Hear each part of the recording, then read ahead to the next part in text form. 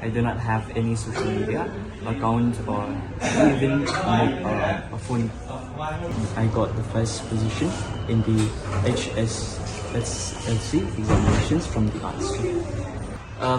My routine for the whole year is only one thing, I would say. It is consistency. I do not have a particular routine like a schedule because every day many circumstances changes, so I cannot keep a perfect schedule for my study hours. But every day there will be always few hours which I would always devote myself to study. To be frank or to be honest, I would say I do not have any social media account or even a mobile phone because I use my mom's one. So whatever messages which I get from the school or from my friends, I used to get it from my mother. My advice to others is that we live in this competitive world.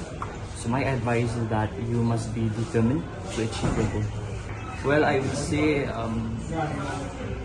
there are not so much challenges which I had faced because I am grateful to God that He had blessed me with wonderful teachers from the school.